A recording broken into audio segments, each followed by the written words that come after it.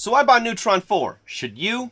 We're going to discuss some new features about Neutron 4, things I like about it, things I don't like, and possibly even some snake oil is involved here. What's up, guys? I'm Mr. Audio, and if you're new here on this channel, we talk about music production, sound design, mixing, mastering, and pretty much anything to get your tracks ready for release. So if that sounds like something you're interested in, go ahead and hit that subscribe button and the notification bell so you never miss a video. Let's get into it.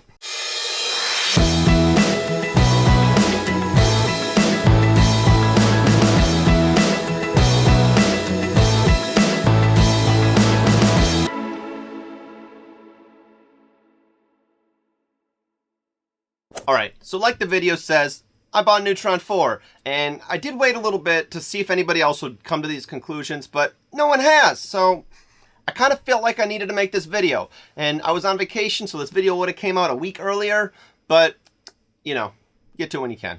Anyway, so let's talk about the new features, alright? So, there's a tone matching feature, a new way to look at compression, Trash 2 algorithms for distortion, and also they have a new unmasking module. So with all of these new features added, is it worth it? And how do the features work?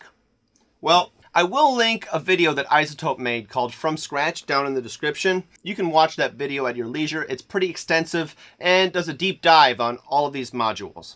But if you want the quick overview of it, personally, the Trash 2 algorithms are great. It's a great addition. I kind of wish oversampling was added to the Exciter and Trash 2 modules so you could mitigate aliasing situations, but maybe that'll be added in Neutron 5. Now, the new way of looking at compression, that's pretty cool. You can increase or decrease the dynamic range of the audio signal, which is a great way of describing what an expander does and what a compressor does. I do like how they've added that feature. It will help beginners, and to be honest, the new Trash 2 distortion algorithms will help beginners get used to those types of saturation, but if I'm looking for a very targeted, specific saturation, I'm probably still going to reach for Trash 2 and just throw this module in the trash, so to speak. Not saying that it's not good for anything. I'm just saying I probably would not use it as much as I would use Trash 2 on its own. Now, for workflow purposes, this might actually help and speed up workflow. But for me, when I'm looking for that specific distortion, I'm going to reach for Trash 2 over this module.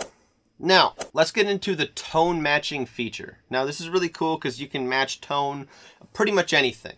So, let's say you have a snare in a song that you really like, and you're an iZotope user, and you have a lot of iZotope products like me.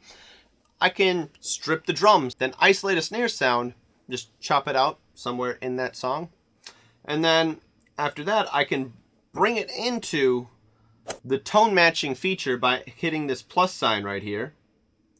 And I can pretty much load up whatever I want. Now, I've loaded up some cymatic snares to see if I could match a long snare to their short hip-hop snares, and it did a pretty dang good job of it. We're not going to go over that audio example in this video, but I'll probably do some cool tone matching videos in the future that will do a deep dive on the feature itself. Now, we are going to do some audio examples of the unmasking module. Now, this is what I call snake oil.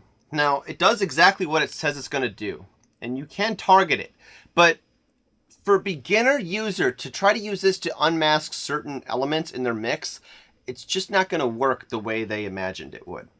Now, I do like their vocal unmasking feature in Nectar a whole lot better than this, and I like their regular masking mitigation techniques that I was using. I'll link a video up here where I showed you how I mitigate frequency masking issues. Now, I've got two examples of how I would mitigate frequency masking issues. Now, I thought, let's try the bass and the kick. Let's unmask the kick from the bass and see what kind of results we get with this unmasking module.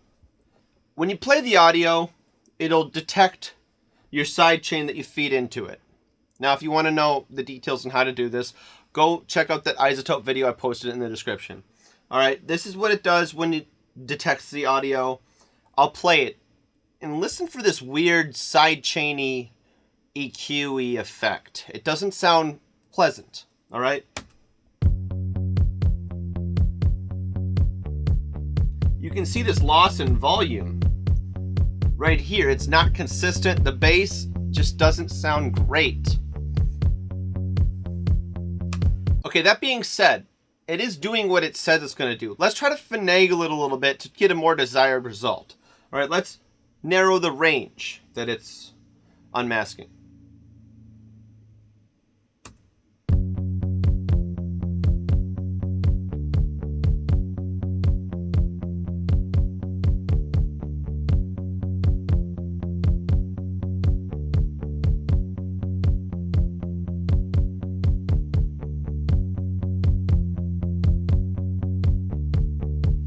And you see, a beginner user isn't going to know to narrow the range by that much, increase the amount, and decrease the sensitivity. A beginner user is going to use this and it's going to make their track sound screwed up. It's snake oil. This right here is snake oil. They need to work on the parameter limitations of this to make it easy to use for beginner users. If they're going to market this to unmask main elements in tracks, they need to work on this module. Now, I'm going to show you a fix that I did that took me not more than a couple of seconds by just hearing these two tracks together. Let's turn on the EQ and hear how this sounds.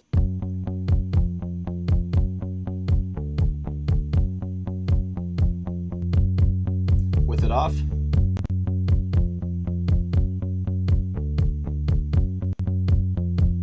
Obviously, there's some masking going on with them both off. Let's try the EQ on again.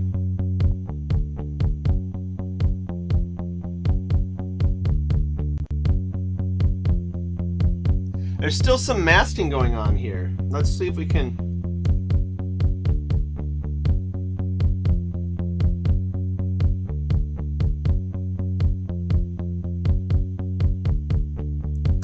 See, I just don't like the results that we're getting. But with this EQ, the bass sounds a little bit thinner, which is good in this circumstance because the kick is really carrying the bass of whatever it is. You can also narrow the Q on this. And as you can see, I've made the bass very audible as well as the kick, and just with EQing here. Nothing special, but it was done with a static EQ. If you look at the kick EQ here, over on top of each other, you can see how I mitigated these masking issues. Now we're going to look at another example yet again. We're going to try guitar and vocals and see what that sounds like. So let's check out the guitar and vocals and see what that sounds like with the unmasking module. Okay, so I've got some drastic EQ examples up here to make this work, and I think I did a pretty damn good job with this track specifically. So I unmasked the lead guitar from the rhythm guitar because they were playing some of the same notes and I wanted them to be, you know, heard on their own. So I have these drastic EQ moves for those. Now, on top of that, the rhythm guitar was still masking the vocals. And I did a video about that. I linked it up here earlier. What it's doing is it's dynamically cutting out, very similar to what Neutron 4 does in its unmasking module. But I feel like the job is done just a bit better. Here, listen to it on and off. Off. As you can see in that drive in all night, it's kind of getting masked by the rhythm guitar because it's playing the same note. So now listen when I turn the unmasking feature on.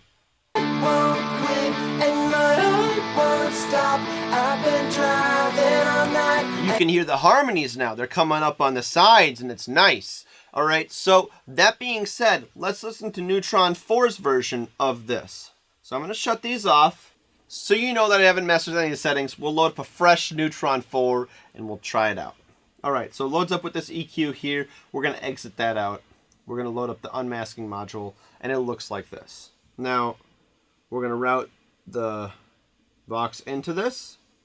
Now let's just play it and see what the default settings do. Won't quit and my heart won't stop. I've been driving all night and Let's turn down the sensitivity and turn up the amount. Won't quit and my heart won't stop. I've been driving all night and I must have forgot that these words. Let's try targeting it a bit. Won't quit and my heart won't stop. I've been driving all night and I must have forgot that these words in my head, yeah, I say them a lot, 'cause it's true. the won't quit and my heart won't stop. I've been driving all night and I must have forgot that these words in my head, yeah, I say them a lot, 'cause it's true.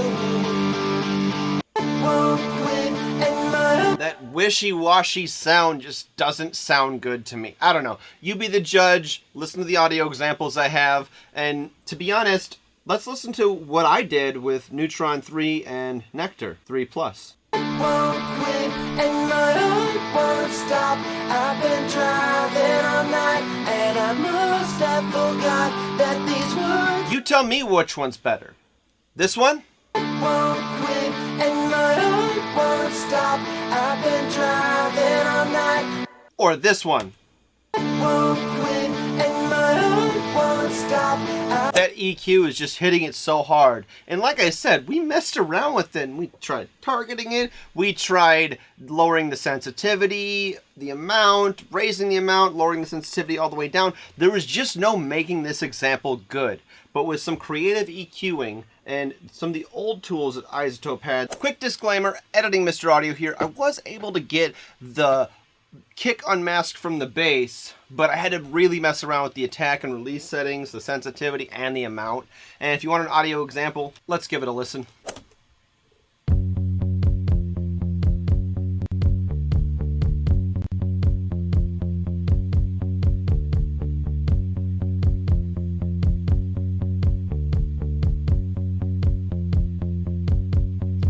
As you can see, you can get some decent results with the kick and the bass, but I wasn't able to do this with the guitar and vocals.